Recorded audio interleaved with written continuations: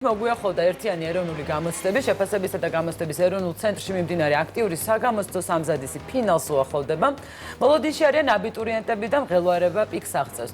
ეს ამ ყველაფერზე სასაუბრო სტუდიაში მოვიწვიეთ ჩვენი სტუმარი, შეფასებისა და გამოცდების ეროვნული ცენტრის ხელმძღვანელი თამარ მემანიშვილი და ვისაუბრებთ ყველაფერზე, რაც უკავშირდება ეროვნულ გამოცდებს. მოგესალმებით, მადლობა სტუმრობისთვის. ბოლო ეტაპზე ხართ სამზადისის და აი რა არის ეს ბოლო ეტაპი? პირველ რიგში ამაზე ვისაუბრებთ. მოგესალმებით. კიდევ ერთხელ მოახლოვდა ჩვენი გამოცდები 2 ივლისს ვიწყებთ გამოცდებს, როგორც უკვე ცნობილია საზოგადოებისთვის. შესაბამისად 2 ივლისამდე პერიოდი განსაკუთრებით მნიშვნელოვანი ეტაპი არის ჩვენთვის, ეს არის საორგანიზაციო პერიოდი შეფასებისა და გამოცდების ეროვნული ცენტრისათვის. ვამზადებთ ჩვენ საგამოცდო ცენტრებს იმისათვის, რომ სათანადო პირობები შეუქმნათ იმ მრავალრიცხოვან გამოსაცდელ პირს, ვინც წელს ამ ეტაპზე რეგისტრირებული არის ივლისის გამოცდებისთვის. ეს გამოსაცდელი პირები ახლა მოლოდინში არიან, რომ ინდივიდუალური განრიგი გაიგონ, იმიტომ რომ მაგალითად რომ დაიდო ინფორმაცია, რომ 2-ში და 3-ში არის ქართული ენის გამოცდა, ახლა საინტერესოა ვის რომელი ეპიზოდი მოუწევს, რომელ ნაკადში, რომელ მისამართზე და ასე შემდეგ, იმიტომ რომ ამას სჭირდება კიდე ცალკე ლოჯისტიკა. მშობლები, ჩემი თავსაც გადმოვიტან, წინასწარ მივდივართ იმ მისამართზე, რომ გავთვალოთ დრო, არ იყოს საცობი და ასე შემდეგ. როდის ეცოდინებათ აბიტურიენტებს თავიანთი კონკრეტული განრიგი?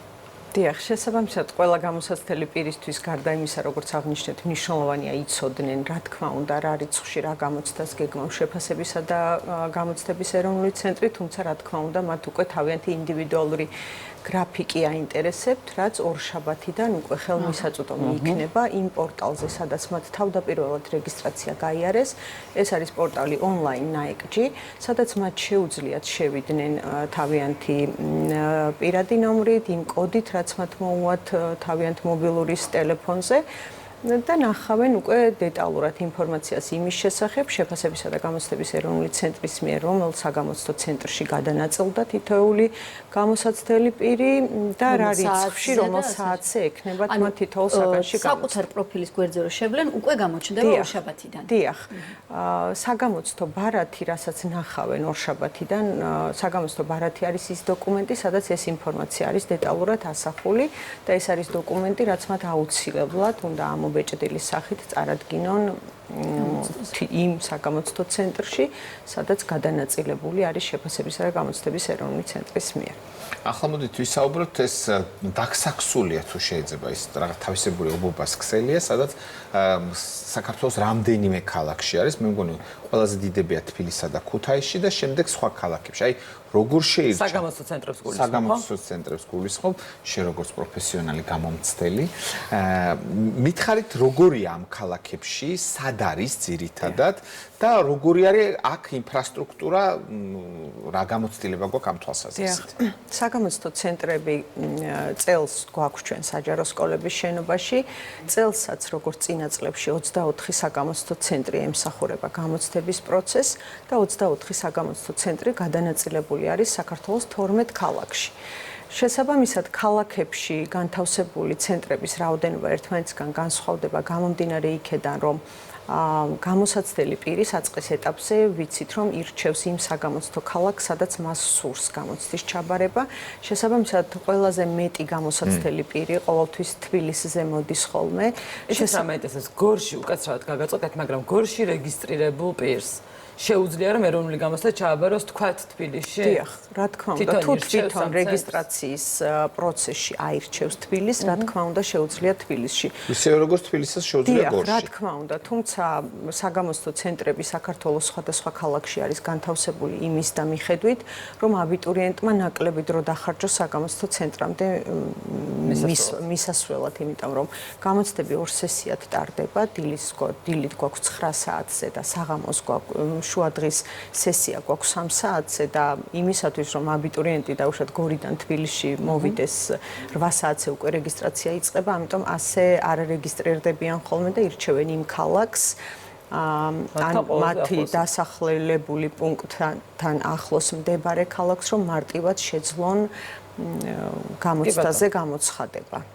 სტატისტიკაზეც რო ვისაუბროთ, როგორი არის წელს თქვენ ახსენეთ რომ მრავალრიცხოვანია, მაგრამ აი უფრო კონკრეტულად რომ თქვენ დიახ, წელს ბევრი გამოსაცდელი ყავს და ჩვენ საგამოცდო პროცესს დასაწყისში აღნიშნე, რომ ვიწყებთ აბიტურიენტებით, იმიტომ რომ საერთო ჯამში ჩვენ ყავს რეგისტრირებული 83,000 პირზე მეტი გამოსაცდელი და შესაბამისად აი ამ რაოდენობის ნახევარი მოდის აბიტურიენტებზე.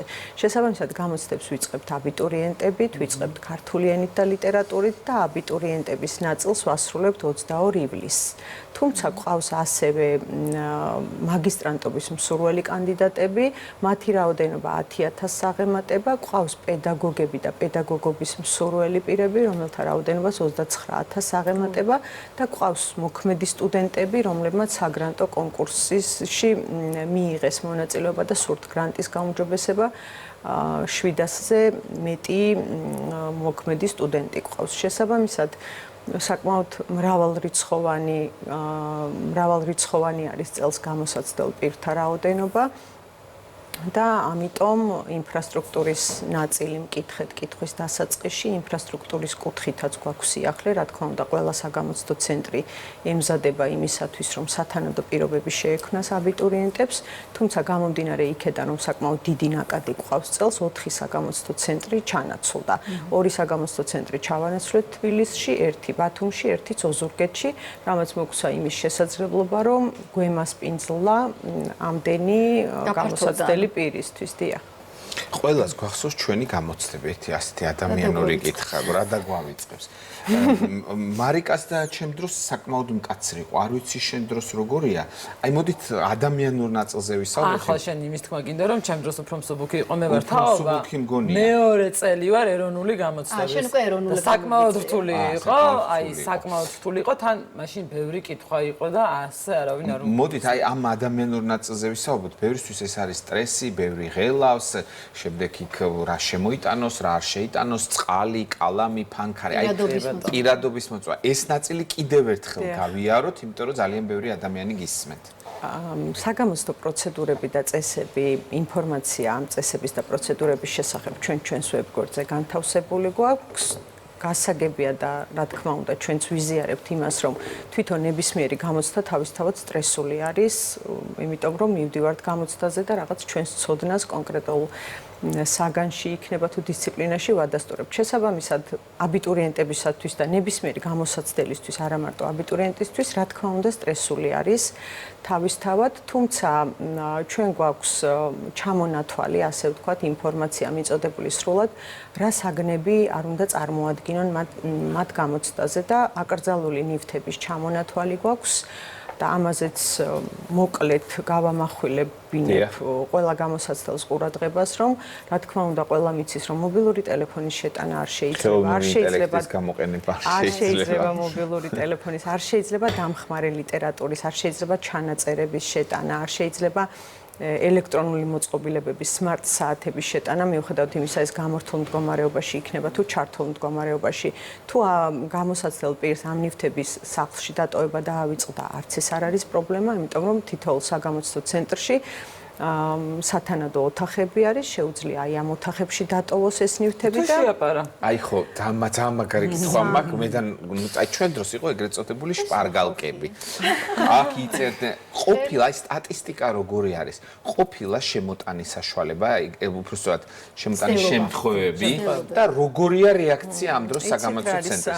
ტელეფონის შემოტანა, ელექტრონული მოწყობილობების გამოვლენა მარტივი არის, იმიტომ რომ იქ დაცვის სამსახური ამოწმებს ჩვენი რეგისტრატორები ამოწმებენ, თუმცა დამხმარე მასალას, რაც შეეხება ეს ჩანაწერები და ასე შემდეგ, რაც არის, ის რომ დაუშვათ თან კონდეს გამოსაცდელ პირს, ამას რა თქმა უნდა ჩვენ ვერ აღმოვაჩენთ, თუმცა სამწუხარო არის და გასათვალისწინებელი ის, რომ გამოცდაზე მისი გამოყენების შემთხვევაში აბიტურიენტი ან ნებისმიერი გამოსაცდელი პირი აუცილებლად მოიხსნება გამოცდით. ყოფილა ასეთი შემთხვევები? ანუ ეგრეთ წოდებული და ამიტომ შორის აი ეს მაკონტროლებელი ორგანო ხო, ვინც აუდიტორიდან აუდიტორიაში აკონტროლებს. ერთის მხრივ არის მართლა ძალიან ყურადღებიანი, იმიტომ რომ იციან რომ ეს ბავშვები ნერვიულობენ და ძალიან ხელს უწყობენ ემოციურად, ამშვიდებენ და ასე შემდეგ, მაგრამ მეორეს მხრივ, როგორც ვიცი, არიან ძალიან მახვილი თვალით შეიარაღებულნი, იმიტომ რომ არა თუ გვერდით გახედვა და გადაწერა, არამედ აი ყოფილა შაშან ესეთი შემთხვევა, როდესაც ჩემი შვილი უბრალოდ წინ იჯდა და ბევრს ფიქრობდა. და ესეც კი საერთოდ მოეჩვენა გამომცდელს და კითხა რომ ასე მარტო ასე რატო ზიხარ, რატო ფიქრობ ამდენს, რა დაწერას არ აპირებ, ანუ აი ყველაფერს ამას კითხავდა, იმიტომ რომ თითოეულ სექტორი არის ის სივრცე, სადაც აბიტურიენტთა გარკვეული ნაწილი აბარებს გამოცდას, დაყოფილი არის სექტორებად საგამოცდო ცენტრები, იქ კედელზე განთავსებული არის საათი და ჩვენი მეთვალყურეების ვალდებულება არის ის, რომ მიაქცევინოს აბიტურიენტს ან გამოსაცდელს ყურადღება, რომ დრო გადის.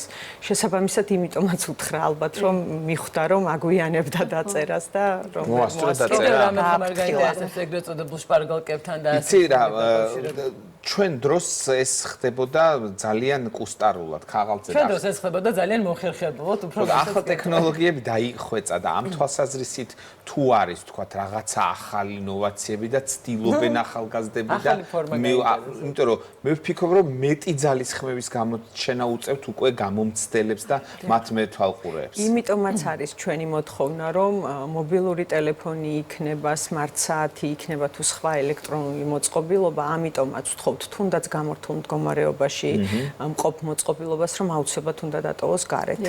არც ეს არ არის პრობლემა და აქაც კიდევ ერთხელ გავიმეორებ, იმდენად ემოციური ფონი არის აი სამზადისი გამოცდებისთვის, რომ შესაძლებელია დაავიწყდეს და უშოთ დატოვება და შეიტანოს გამოცდაზე, თუმცა გამოცდის დაწყებამდე თუ გაახსენდება და აღმოაჩენს, რომ თან აქვს რაღაც ის ნივთი, რაც აკრძალულია, არ არის პრობლემა, იქვე დაეხმარებიან, მოათავსებენ ამ ნივთს, დიახ და გააგრძელებს. გამოცდის დაწყების მერე არ შეიძლება. გამოცდის დაწყების შემდეგ არ შეიძლება, იმიტომ რომ გამოცდის დაწყების შემდეგ თუ აღმოჩნდა მასთან ეს რომელიმე აკრძალული ნივთი, ის მოიხსნება გამოცდაზე. საგნებზე მინდა გკითხოთ, გარდა სამი სავალდებულო საგნისა არის მეოთხე და არჩევითი საგანი. აი, არჩევითებში ყველაზე მეტად რომელი საგანი აირჩიეს წელს და რომელი არის ყველაზე მოთხოვნადი და სად მეტი კონკურსი ფიქსირდება, თუ შეგიძლიათ ეს მონაცემები. სავალდებულო საგნები გვაქვს ჩვენ, სავალდებულო საგანი ყველა გამოსაცდელი აბიტურიენტისთვის არის ქართული ენა და ლიტერატურა. შესაბამისად 53,000-ზე მეტი აბიტურიენტი ყველა აბარებს ქართულ ენასა და ლიტერატურას. მეორე არის უკვე უცხოური ენა. უცხოური ენიდან ლიდერობს ინგლისური ენა, როგორც ყოველ წელს და დაახლოებით 96% აბიტურიენტებისა უცხოურ ენას აბარებს. ორი საგანი არის სავალდებულო და მესამე საგნის მეოთხე, მეხუთე და ასე შემდეგ არჩევანი აბიტურიენტის სურვილზეა დამოკიდებული და დამოკიდებულია იმაზე, იმ პროგრამაზე, სადაც მას სურს სწავლის გაგრძელება, რა საგანი ბარდება. შესაბამისად, აი ეს დამატებით საგნებს ეძახიან ხოლმე ხშირად ასეთ საგნებს, ამ საგნებში ისტორია ლიდერობს. ისტორიით მეტი აბარებს. ისტორიით მეტი, ისტორიას მეტი ირჩევს, გამომდინარე იქედან, რომ ალბათ უკეთესად და უფრო თავდაჯერებულად გრძნობენ თავს აი ამ საგნის მომზადების პროცესში. ანუ ჰუმანიტარული ხაზი უფრო ძლიერია, ვიდრე ტექნიკური. ისტორია გამიხარდა. კი ბატონო, მთელი ეს პერიოდი ჩვენ ხედავდით თქვენ მე დაგეგმილ ძალიან მასშტაბურ ღონისძიებას მოიარეთ, მე მგონი მთელი საქართველო ქონდა ღიაკარის დღეები, შეხვედრები პირისპირ და ასე შემდეგ. აი, როგორ შეაფასებთ თავად აი ამ კამპანიას? დიახ, ჩვენ დავიწყეთ დაახლოებით მაისის თვეში ეს კამპანია, ყველა თბილისის ჩათვლით, რა თქმა უნდა, საქართველოს ყველა დიდ ქალაქს ვესტუმრეთს, 9 ქალაქი იყო საერთო ჯამში. და შევხვდით აბიტურიენტებს, რადგან ინფორმაცია მიგვეწოდებინა უკვე თვითონ აი ამ საგამოცდო პროცესთან, რეგისტრაციასთან დაკავშირებით, რეგისტრაციის პროცესში რას უნდა მიექციათ ყურადღება და აი ეს ყველა დეტალი, რაც რეგისტრაციას და საგამოცდო პროცესს უკავშირდებოდა, იმ კითხვებზე გავეცით აბიტურიენტებს პასუხი და ძალიან კარგი შეხვედრები იყო მთელი საქართველოს მასშტაბით, ძალიან ბევრი აბიტურიენტი გვესწრებოდა. ყველაზე მეტად რა ნაწილში ქონდათ შეკითხვები? იცით რა არის, სხვადასხვა ხასიათის შეკითხვა აქვთ, ქონდათ რა თქმა უნდა რეგისტრაციასთან დაკავშირებული პროცესები და ქონდათ ასევე კითხვები დაკავშირებული თვითონ ტესტურ დავალებებთან მიმართებით. თუმცა ეს ღია კარის დღეების ფარგლებში ჩვენ ამ კითხვებზე პასუხები არ გაგვიცია გამომდინარე იქედან, რომ სხვა მიზანს ემსახურებოდა ჩვენი ღია კარის დღეები, თუმცა უკვე შემდგომში დავუგეგმეთ თითოეულ საგნობრივი ჯგუფის წარმომადგენელთან შეხვედრა. საგნობრივი ჯგუფები არის ის საგნები, რა საგნებშიც აბიტურიენტები გამოცდას აბარებენ და შეხვდნენ კონკრეტულად უშუალოდ იმ ადამიანებს, ვინც აი ამ საგამოცდო ტესტებზე და დავალებებზე მუშაობს. ეს შეხვედრებიც ძალიან პროდუქტიული იყო მათთვის, იმიტომ რომ აბიტურიენტებმა მიიღეს კითხვები უფრო კონკრეტულად დეტალური პასუხები მიიღეს თვითონ დავალებებთან დაკავშირებით, როგორი იქნებოდა ტესტის სტრუქტურა, როგორ უნდა ემუშავათ ამ დავალებაზე, შეფასების სქემა როგორი იქნებოდა და უფრო მეტად შინაარსობრივი ინფორმაცია მიიღეს უკვე საგამოცდო პროცესზე იმ დავალებებთან დაკავშირებით, რასთან გამკლავებაც მათ უკვე ივლისში მოუწევთ. ამ კვირას ვასრულებთ ამ შეხვედრებს, შევხვდით როგორც აბიტურიენტებს, ასევე მაგისტრანტობის კანდიდატებს და ასევე პედაგოგებს და პედაგოგობის მსურველებს. თქვენ გიყურებთ ძალიან ბევრი ახალგაზრდა დღეს დარწმუნებული ვარ და ნერვიულობენ ისინი. მშობლები. ვინ უფრო ნერვიულობს, ეგეც გასარკვევია. რას ურჩევთ ამ ახალგაზრდებს, აი ბოლო ესეთი დამამთავრებელი ამ გადაცემის ამ შეხვედრის მთავარი რჩევა, რასაც თქვენ ახალგაზრდებს მისცემთ? პირველ რიგში წარმატებას ვუსურვებ ყველა აბიტურიენტს, ყველა იმ გამოსაცდელ პირს, ვინც ივლისის პერიოდში შეფასებისა და გამოცდების ეროვნული ცენტრის მიერ ორგანიზებულ გამოცდებს აბარებს და მთავარი, რასაც ვურჩევდი, რომ არ ინერვიულონ, იმიტომ რომ საკმაოდ კარგი გარემო დახვდებათ საგამოცდო ცენტრებში და საკმაოდ ბევრი ადამიანი იზრუნებს იმაზე, რომ მათ ეს სტრესი, რაც ბუნებრივად მათი სტრესი საგამოცდო პროცესს უკავშირდება, ეს სტრესი ჩვენ შეძლებს დაგვარად მინიმუმამდე დავუყვანოთ და კარგი გარემო შევქმნათ, ასე ვთქვათ. მთავარი, რასაც ვურჩევდი, რომ აუცილებლად გაითვალისწინონ, ორშაბათს, როდესაც მათთვის ცნობილი გახდება საგამოცდო ცენტრი და გამოცდის თარიღი, იქვე დახვდებათ პროგრამაში თხოვნა იმის შესახებ, რომ მათ აუცილებლად უნდა ამობეჭდონ საგამოცდო ბარათი. საგამოცდო ბარათი არის ის დოკუმენტი, რაც მათ აუცილებლად უნდა იქონიონ გამოცდაზე. ელექტრონულად ვერ ვიქონიეთ. არა, ელექტრონულად ვერ იქონიებთ, თან ამობეჭდილი სახით უნდა გქონდეთ, თან უნდა იქონიონ ასევე პირადობის დამადასტურებელი დოკუმენტი. თუ კი რომელიმე მათგანი მოხდა ისე, რომ დარჩათ, დაუშვათ, ამის გამო სახლში აღარ მიბრუნდნენ, საგამოცდო ცენტრში მათ დახვდებიან ჩვენი წარმომადგენლები, რომლებიც პირადობის მოწმობის შემთხვევაშიც აუხსნიან, როგორ უნდა მოიქცნენ საგამოცდო ბარათს. შესაძლებელი არის, რომ იქვე გაუწიონ კონსულტაცია და დახმარება და შესაბამისად ის რჩევა და ის თხოვნა, რასაც საგამოცდო ცენტრში აბიტურიენტი მიიღებს, აუცილებელი არის, რომ იმ პროცესის შემდგომში გაყვეს და ის დოკუმენტი, რაც მას დარჩა გამოცდამდე, ის ვადა, რასაც მიუთითებს ჩვენი წარმომადგენელი, იმ ვადაში წარმოადგინოს და ის ჩვეულებრივად შევა გამოცდაზე და იმუშავებს იმ დავალებაზე, რომ ეს კიდევ დამატებითი სტრესი არ იყოს. აი, კარგი რამე მოგიფიქრებიათ ნამდვილად. იმიტომ რომ ზოგჯერ ყოფილა, რომ აი ნერვიულობ ისე, რომ ეს შეიძლება და არის, ხდება ხოლმე, ამიტომ ყოველთვის აი ამას მაქსიმალურად ვეხმარებით ამ ნაწილში და ერთსაც დავამატებდი, თუ არის შესაძლებელი, აუცილებლად საგამოცდო ბარათში მიაქციონ ყურადღება და დააკვირდნენ არა მარტო თარიღს გამოცდის, არამედ დროს.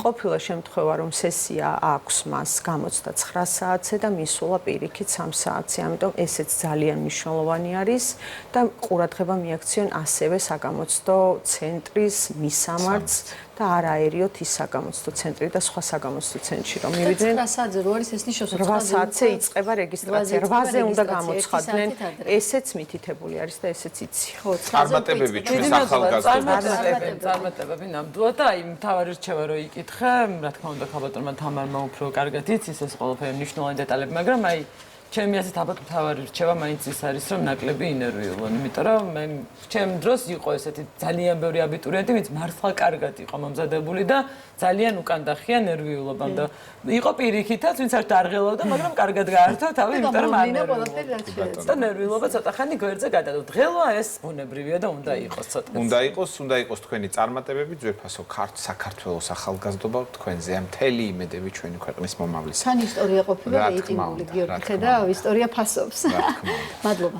დიდი მადლობა.